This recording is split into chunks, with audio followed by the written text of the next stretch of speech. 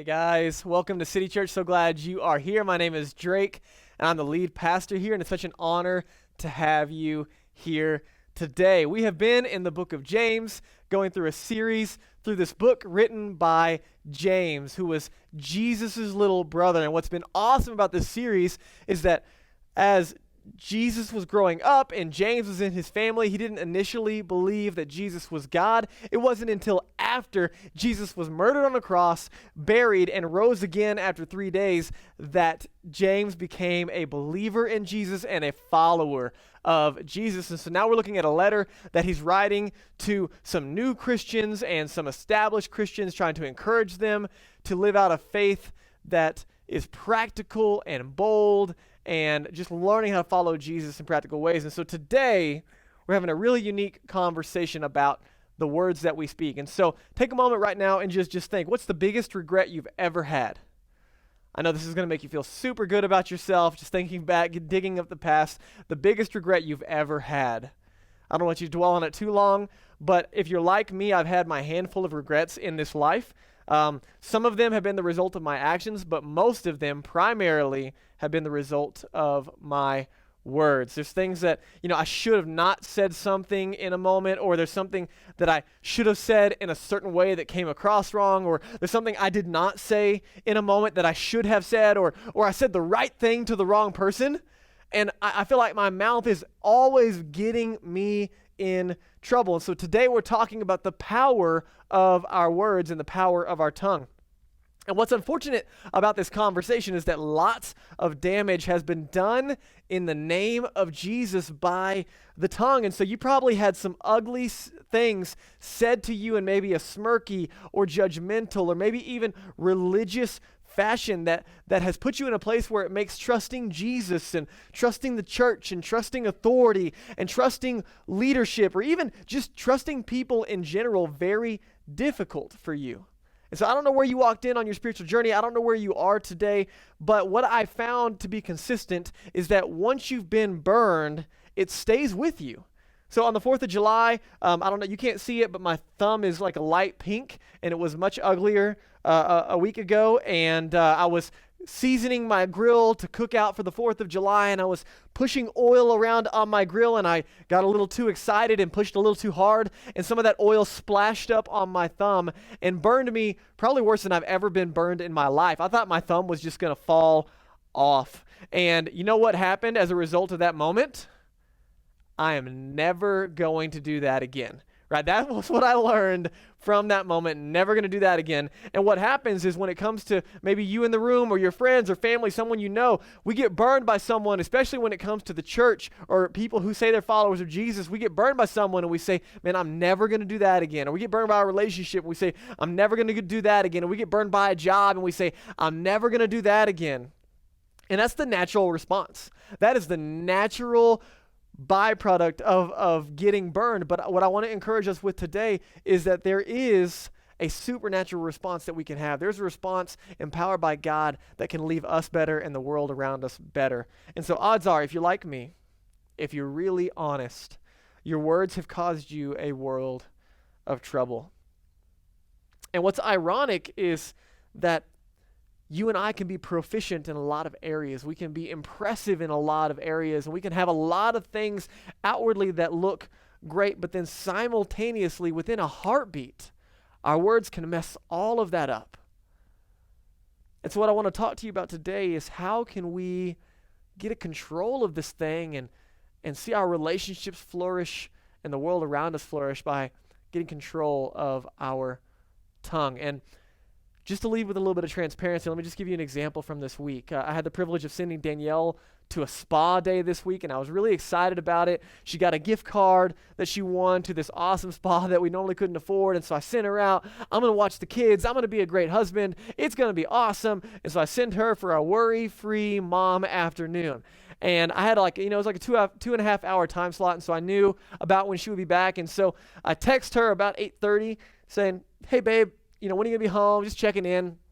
She said she was on her way. And then we had a phone call in the middle of that. And when she called, you ever been in those moments when you're like telling yourself internally, don't be stupid, don't be stupid, don't say it, don't say it, don't say it. And then it comes out anyway? Well, that's what happened in this moment, and I immediately regretted it. Instead of like, hey, babe, how was your spa thing? How was it? I hope you had a great time. I hope you're so refreshed. Me and the boys are doing great. Instead of that, my immediate response on the phone was, where are you? And in that moment, she knew and I knew exactly what that tone meant. And it wasn't the words as much as how I said it that communicated a frustration and that immediately devalued everything that I just did for her. And so the point is, man, how do we get control of this thing? Maybe you're not like me and you have it all together. Way to go, you. Give me some lessons after this. But what we're going to see is that little things have big power. And so we're in James chapter 3, verse 1. It'll be on the screen for you here. And the first thing we see from James is a warning to teachers and a warning to hearers. He says, not many of you should become teachers, my brothers, for you know that we who teach will be judged with greater strictness, for we all stumble in many ways. And if anyone does not stumble in what he says, he's a perfect man, able also to bridle his whole body. And so, guys, this is a heavy conversation for me. James is saying, hey, don't seek to become a teacher. And ironically, I've been in this position lately where I've been watching just the weight and the responsibility of my life, and I've been thinking, man, God, if you didn't call me to be a pastor, if you didn't call me to be a teacher, if you didn't call me to this, I would rather not do it at times because it'd be a lot easier just to be a Christian and not carry the weight and responsibility and pressure of authority over others and investing and teaching in others. Why? Why is James making this a big deal? Because he's saying, listen, if the teacher is off, the student is off. In the same way that if the parent is off, the child is off.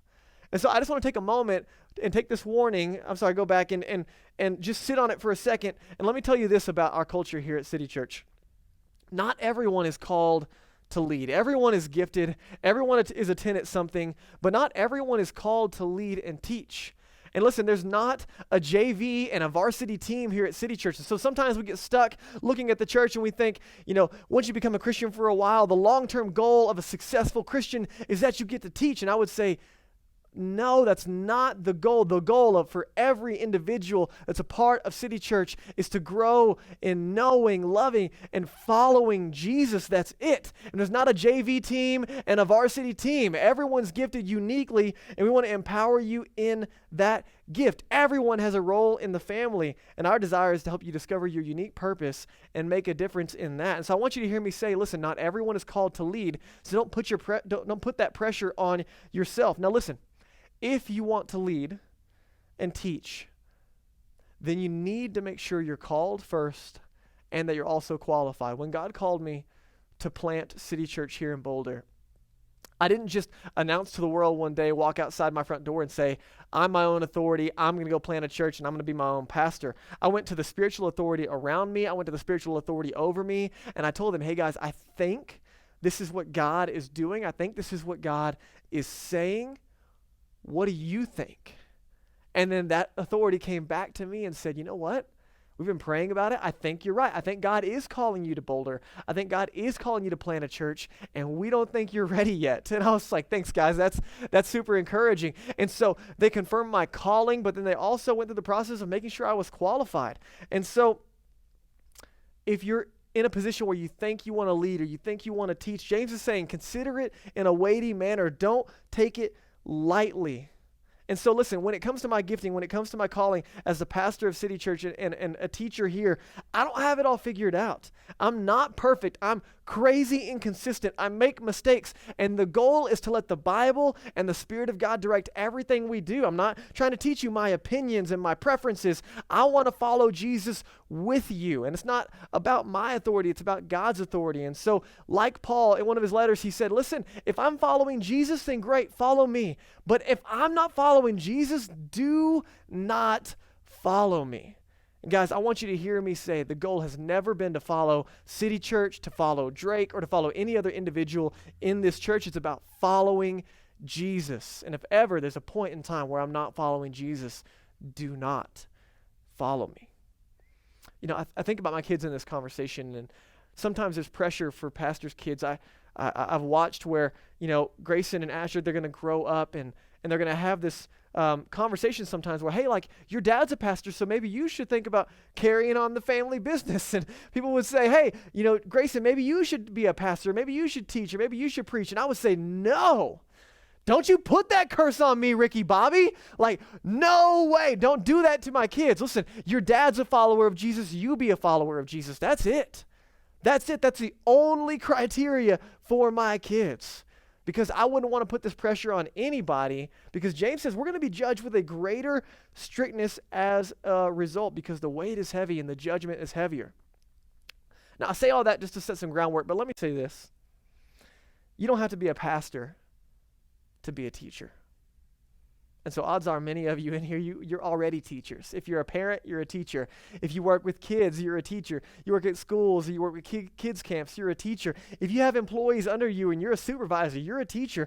And James is saying, be careful, because those of us with influence, God's going to hold us accountable for how we invest. Now, secondly, he says this, we all stumble in many ways.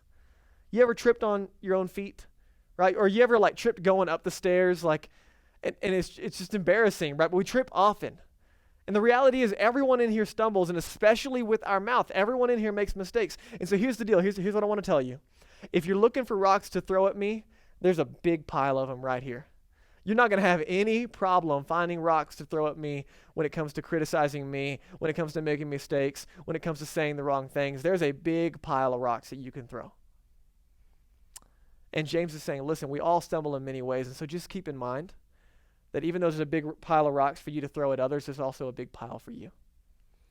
And so let's take it in humility. Let's take a step back, realize the weight of our words, realize we all make mistakes. And then go on, he says, if anyone doesn't stumble in what he says, he's a perfect man, able also to bridle his whole body. And the point is, no one's perfect. No one has their words all together. And so we all have something to learn and grow from. So he's going to give us 3 analogies that we're going to look at right now.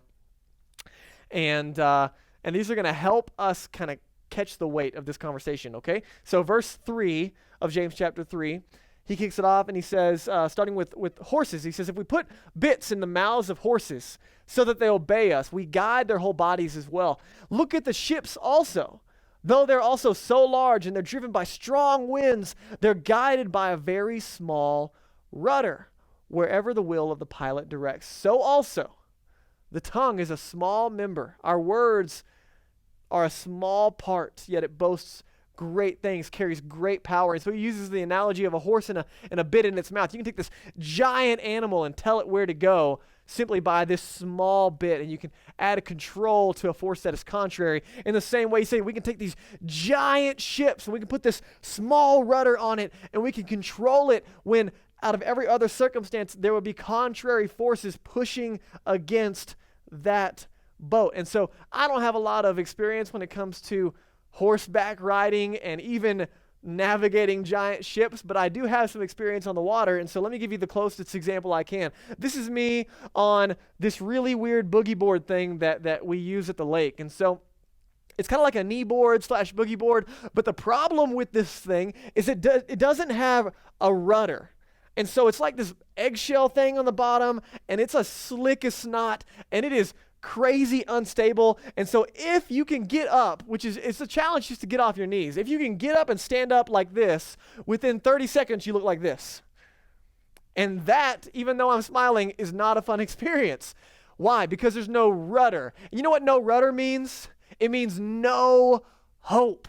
No rudder, no hope. And in the same way, there's no control on this thing. I can't point it in a direction. I can't go over a wake in a certain direction. All I got to do is hang on and try to survive. And James is saying, listen, rudders and bits, they're meant to help us control contrary forces. And in the same way, our tongue can help us control this contrary force when it gets out of line and out of direction. And so here's what he's saying. When our words are out of control, they can cause serious misdirection, much like a boat without a rudder or a horse without a bit. So I want you to think for just a moment. Think about how someone's words have changed the direction of your life. Maybe good, maybe bad, right? Think about someone who spoke a word over you in such an encouraging way that it literally changed the trajectory of your life. I can look back at multiple moments of people who said things to me that genuinely changed my life for the better. I can also look back at people who have said some very ugly, very hateful things to me or to someone I love, and those words caused serious misdirection in my life, in the lives of those that I love. Think about how many people have taken their lives in the last year as a result of bullying and hateful words and critics throwing rocks.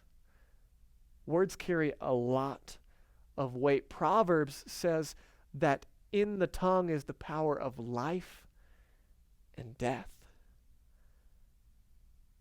And so when it comes to our words, guys, we got to reflect and we got to think through what we're doing with them and giving them the weight they deserve. And so this is so important for our marriage, the words we speak to one another. This is so important for our parenting, what we're saying to our kids, how we're saying it, our body language, our tone. This is so important for our extended family, how we respond, what we say, when we say it. It's important for our neighboring and just the way that we relate with our coworkers and our friends and our neighbors and our spheres of influence. And so James says in verse 5, just to be reminded, man, this little thing has big, big power. And he goes on in verse 5b, he says, and how great a forest, this is the third analogy, how great a forest is set ablaze by such a small fire. And the tongue is a fire. A fire can be a good thing and it can be a really bad thing, right? A fire in your home in the fireplace in the right spot, it can be a great thing. Warming your home and roasting marshmallows, but a fire outside of the fireplace, a fire in the wrong context can be a terrible thing. Think about all the forest fires that happened last year and how they destroyed homes and they destroyed lives, and a lot of times they could trace it back to a campfire that didn't get put out the right way. And James is saying, listen, this is like our words that sometimes what wasn't intentional can get out of control. And have you ever said something and all of a sudden it takes off and you say, man, I never meant for it to do that, or I never meant to hurt you that way. I never meant for it to go that far. And James saying that's the weight of our words. Do you think that when a camper leaves a campfire unextinguished and doesn't think through it, you think they left that camp spot saying, you know what, man, I can't wait to see all the houses that this thing is going to burn down. I can't wait to see all the destruction that this little slip up is going to make. No, they have no intention of destroying lives and homes and houses, but it happens. And James is saying we do the same thing with our words. I don't know if you like fireworks, but most of the time fireworks can be fun. Every now and then they can get out of hand. And so we used to go to a friend's house over the summer, celebrate with fireworks, and they lived kind of outside of city limits, and so we could do a lot of cool stuff.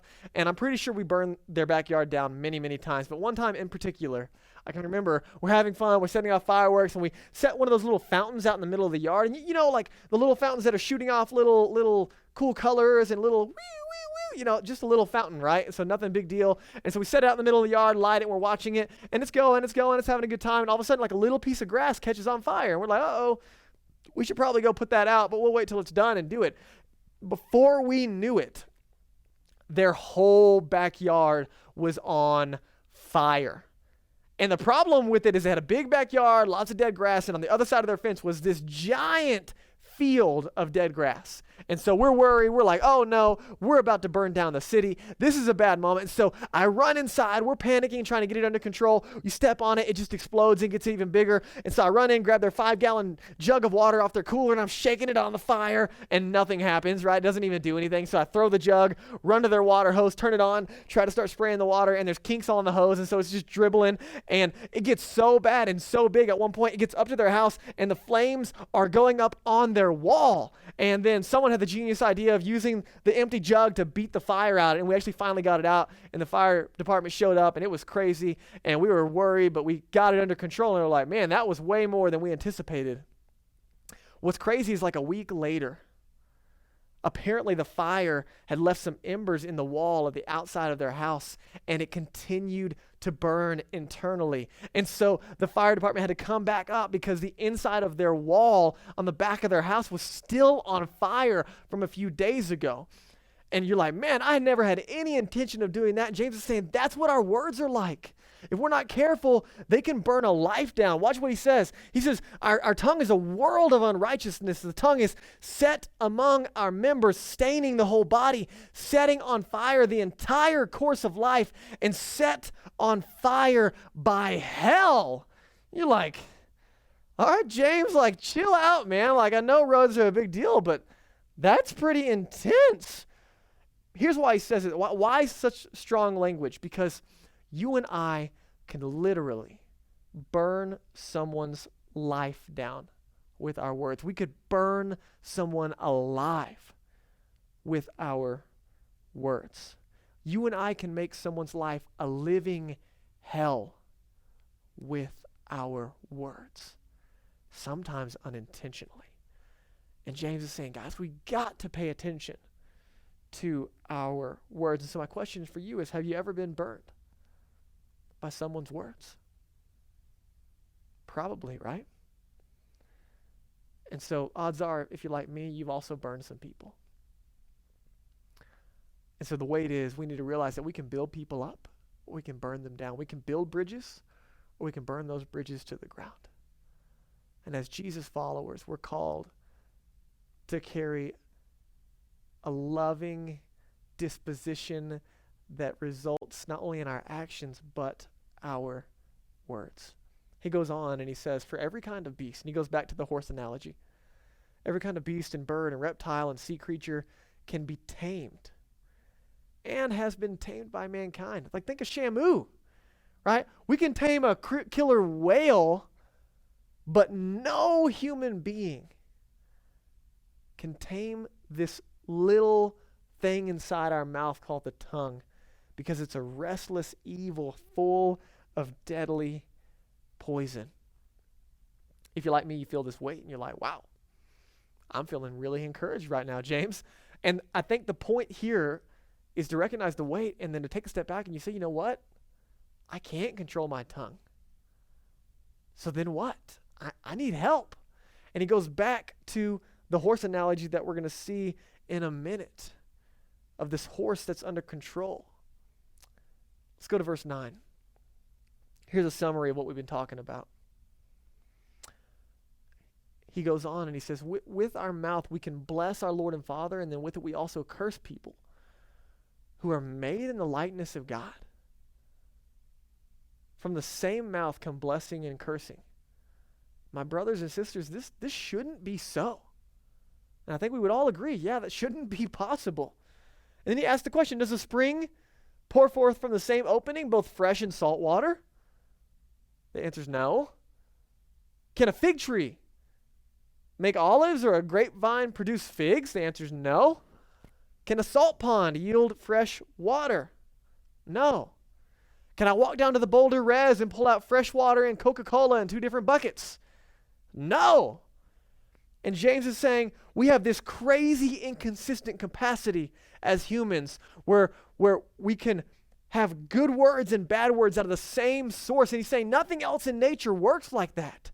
You can't have apples and oranges out of the same tree. You can't have salt and fresh water out of the same source. And what he's getting at is we need to pay attention to the source, because nothing else in nature works like that, and we need help. And so if the source of the water tells us what kind of water it is, if the source of the tree tells us what kind of fruit we're going to get, then Jesus is going to tell us in Matthew 15 that the source of our heart shows up in our words. He says, the words that you speak, they come from the heart. Have you ever said something and you say, man, I didn't mean that? I think Jesus would say, maybe you did. And you're just upset that it came out that way because you got caught. Jesus says, man, the words that are coming out of our mouth, they got a source, and that source is our heart. And all of this is an indicator that we need help. And I want you to hear me. This is so important. And I'm right here with you guys. This is so heavy for me. Jesus didn't come to make us better. He's not an add-on. He's not an extra app that we download to improve our lifestyle. Jesus didn't come to make us better. He came to make us new. And if our hearts are the problem when it comes to our words, then we don't need to fix our words. We need a new heart. And when Jesus gave his life on the cross, when he was buried and he rose again, that wasn't just because. That was because humanity needed a new heart. We needed to be made right with God, forgiven of sin, and made alive spiritually. And Jesus promises anyone new life, a new heart, and a new nature who would put their faith in him. And so we need to change the source. And the problem with this entire conversation, the challenge with this entire conversation is control. It's control. And I don't know about you, but I struggle with control. Like I struggle to control my mouth. I struggle to have control issues. And the reality is, if we look at it, we don't have control. That's the problem. We actually fail to have control over our mouth. And let's go back to the horse analogy for just a moment. Jesus and James are both saying, listen, the problem is the one in the saddle. The problem is when we try to take control, when we try to take the reins, when we try to sit in the saddle of our own life, we set ourselves up for failure because we don't have control. And so the big idea that you and I are wrestling with is get out of the saddle. You want control over your words? You want to start breathing life into people instead of burning them down? Then get out of the saddle. Let go of the reins and trust Jesus to navigate and guide your life through the Bible and through the Holy Spirit and through biblical community. Get out of the saddle. Let Jesus take the reins. Or even better, let Jesus take the wheel. Yeah, I've been waiting the whole time to say that. It's like just my whole punchline, okay? Don't forget it. Let Jesus take the wheel. A little bit of Carrie Underwood for you. And so I don't know where you are when it comes to struggling with control. Maybe you're a follower of Jesus in the room, and I think part of this conversation is you've surrendered to Jesus. You've been given a new nature. You've been given a new heart, but then every now and then you try to like half cheek it with Jesus and get up on there and like, hey, Jesus, let me have the control for just a moment. And so then you say something stupid and you do something stupid and it sets something on fire, and then you got to go back and clean it up. And Jesus is saying, stay out of the saddle and let me have control. Maybe you're not a follower of Jesus in the room, and I just want you to know, listen, Jesus gave his life to make us right with God, to forgive us of sin, but also so that he could take control, because we were made to have him in the saddle, to have him in control of our lives, guiding and directing and empowering us to live a new life and a better life and a life full of love toward God and people. And so if you've never allowed Jesus to get into the saddle of your life, I realize it's a slightly cheesy analogy, but genuinely it's that simple. Jesus, I want to follow you. Jesus, would you take the reins? I need your help because I am failing at controlling this life.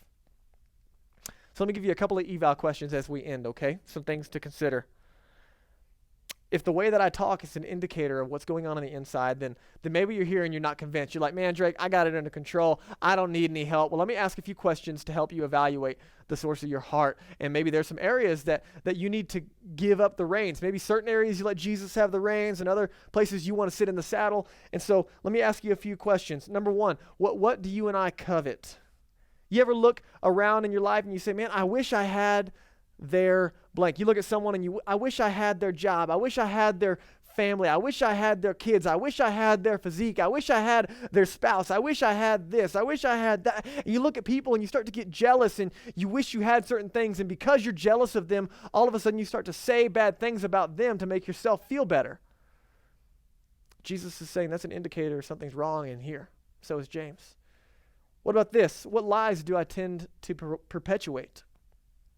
Maybe something comes your way and you don't know if it's true, but you share it anyway because maybe it benefits you in a certain way, or you don't stop it at least because it makes you feel a little bit better that someone else's life is getting burned to the ground. Do you have the boldness to use your words in a positive way to put out fires instead of perpetuate them? Maybe here's a better question. What gossip do I enjoy?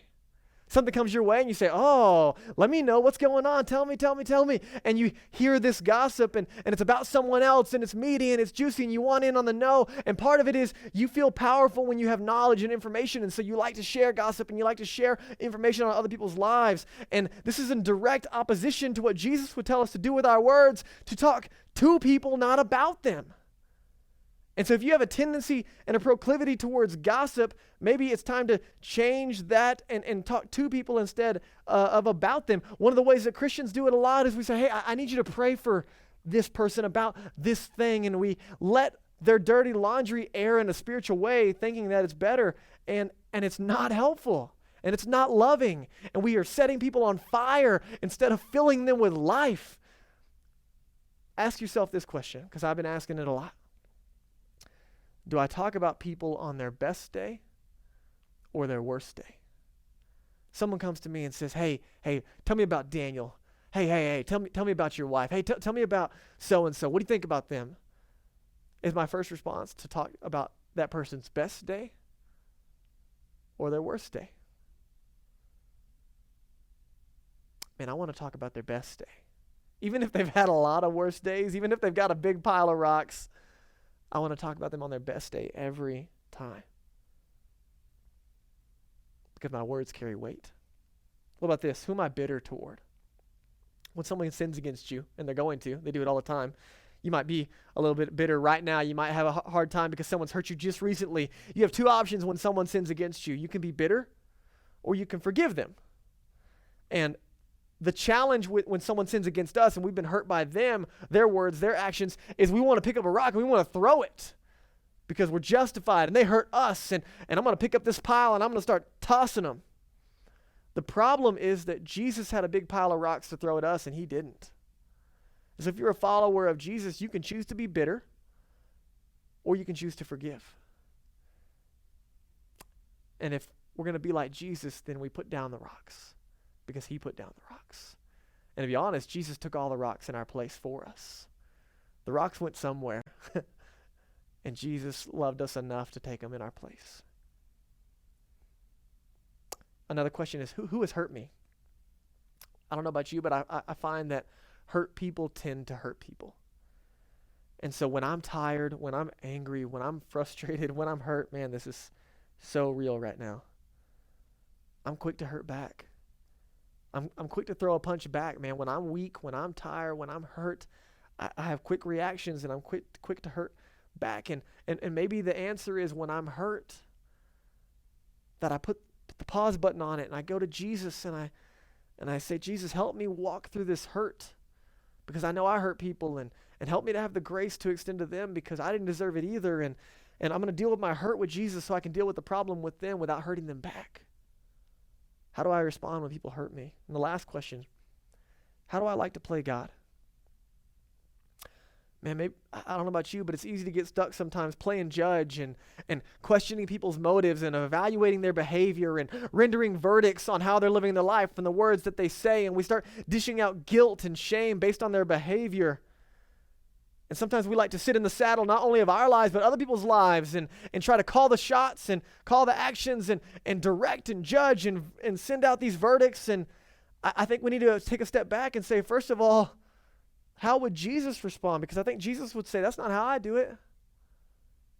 I didn't throw rocks at you. I don't pile up guilt and shame on you. And secondly, I think Jesus would say, you don't get to sit next to me. We get this God complex, like we get to call the shots in other people's lives. Jesus says, you don't get to sit next to me. I don't get to play God in someone else's life. I don't get to sit in the saddle of someone else's life. I can barely sit in the saddle of my own life and have a decent control. Who do I think I am to sit in the saddle of someone else's life?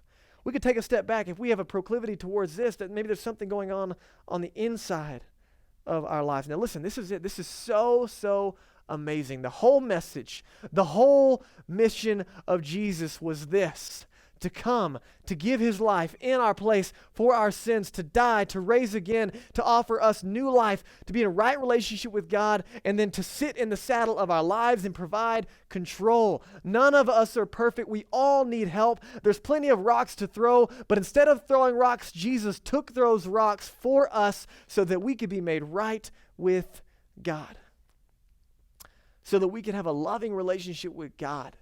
And that love would overflow into how we relate with others.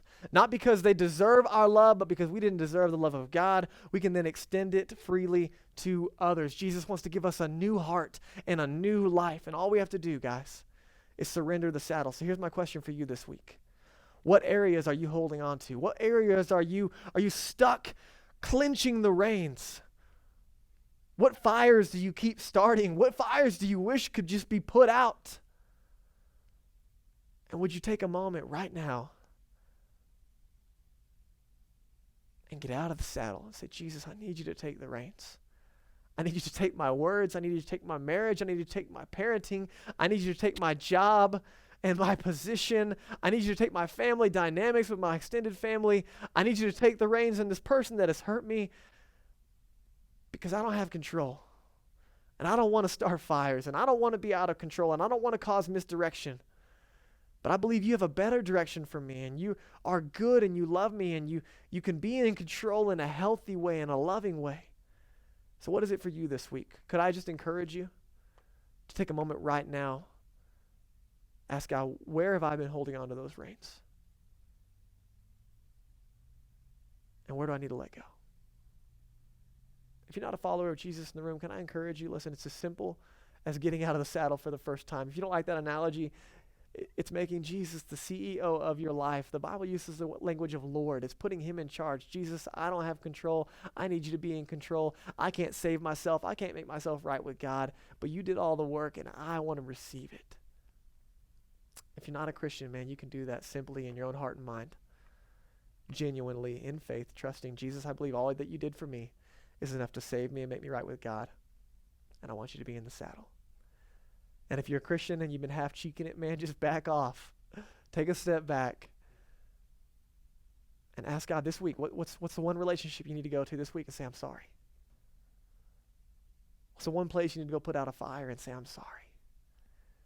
And what's the area you've been struggling with the most that you need to ask very directly for help? Because listen, God loves you. He loves me. And he wants to help us. And he's given us the Bible, and he's given us the Word of God. He's given us the Spirit of God, and he's given us people who love him and love us around us to see victory and control in this area. Let me pray for you. God, I'm so grateful for, man, this heavy message. I'm grateful for how practical it is, and man, I need your help. If nothing else, I walk away from this saying, I need help. And so my prayer for all of us this week is, would you help us? Would we be humble enough to get out of the saddle? Would you show up and would you provide control? And could we see some life-giving words come out of our mouth this week? It's in Jesus' name.